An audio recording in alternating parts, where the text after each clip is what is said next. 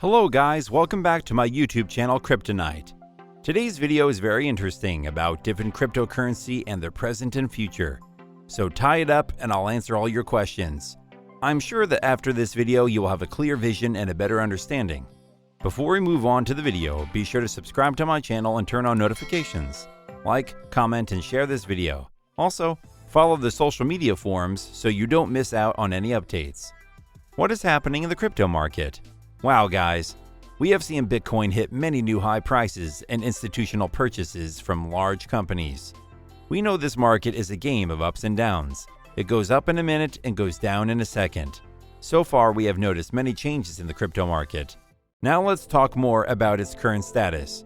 But first, it will have an overview of its past. The past of cryptocurrencies was good. We can say that many cryptocurrencies are profitable and self-sustaining. Guy's past is not a major concern, but the present and the future hold great significance. Current cryptocurrency prices by market cap. The global crypto market is $2.04 trillion, down 2.20% in the last day.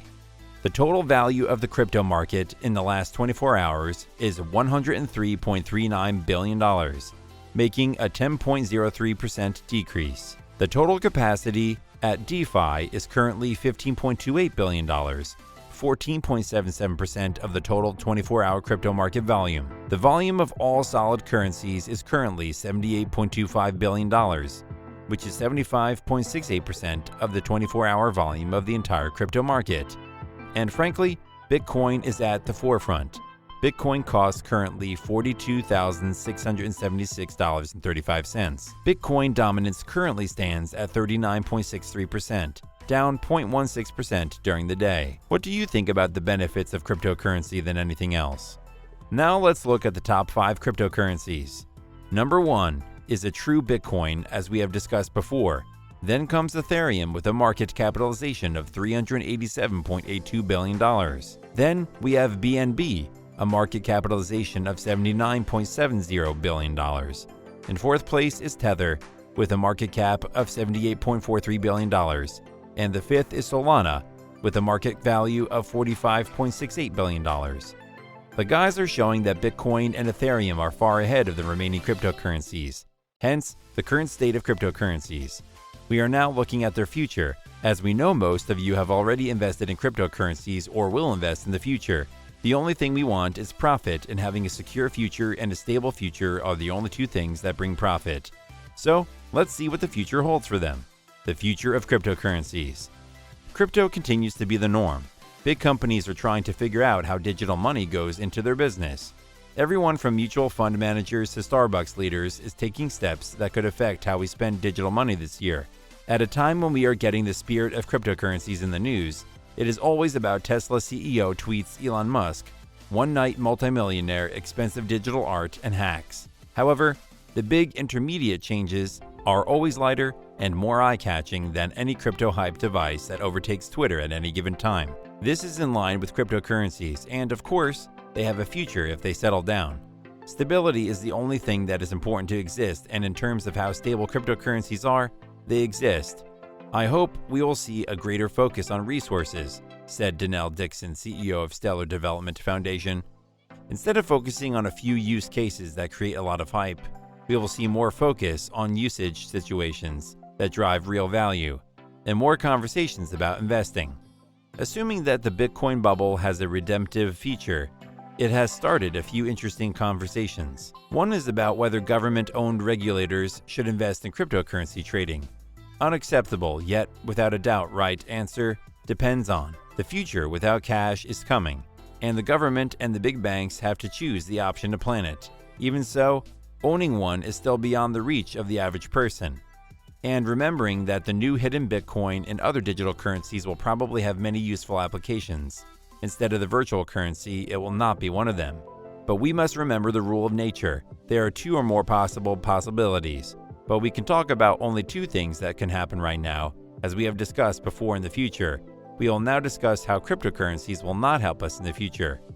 Blockchain technology gives Bitcoin two important features. It can be exchanged with peers without the need for a trusted mediator, and leaves the transaction anonymous. In either case, Bitcoin looks like a real currency. However, Real money is the responsibility of the government, and with a large bank that controls its value, Bitcoin has no one. This is its fatal mistake as a currency. Nothing can stop its value from vanishing. But hold on, guys. This does not mean that cryptocurrencies will have an end. Governments can pull out their digital currency like Bitcoin, make it a legal tender, and stand behind its value. The question is, why do they want to? Anonymity with real money as a result, in the government's view, because it closes tax evasion and crime. The central bank digital currencies, once issued, will probably not be known. There will be no reason, though, for the digital banks of the central bank to produce a trustworthy mediator, because the big bank is, and as it happens, reliable intermediaries will make it easier for digital currencies to operate at the highest level. Due to the lack of such connectors, blockchain-based systems are very complex and require a large amount of computer power. So, government-backed digital currencies, once introduced, will not work like Bitcoin or Ethereum. But there is an even more fundamental question. Will government-sponsored digital funding be necessary? Do not take it lightly. Certainly, the virtual currency seems increasingly anachronistic. In Sweden, for example, some stores no longer accept loans or coins. Developing countries make extensive use of cash from mobile phone transcripts. But none of these e-commerce initiatives requires digital money, much less digital money backed by governments. The economy is moving smoothly without it. In addition, the digital currency of the central bank may have far-reaching unintended consequences. Unlike real money, it can be the closest location to a checking bank account without the risk of bank failure, or this new government-sponsored competition may require banks to rethink their business and governments to rethink their approach to financial management. That certainly should not come out of the question. A potential financial system, less dependent on the risky alchemy of traditional banks, which uses short-term deposits to finance long-term risky loans, could be better. In that, as they say, further research is needed. So for now, big banks are smart to be careful.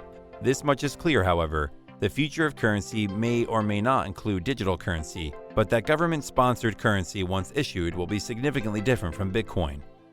And when we talk about different countries, China announced in September that all cryptocurrency transactions in the country were illegal, successfully applying brakes on any crypto-related activities with Chinese borders.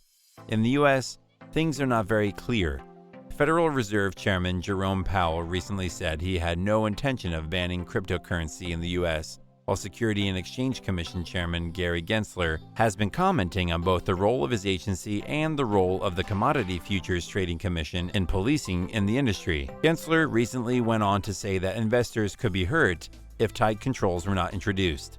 Also, the IRS has a clear interest in ensuring that investors know how to report real money when they file their taxes. Gensler and Powell's comments echo the sentiment between Biden executives and other U.S. lawmakers that more cryptocurrency regulation is needed.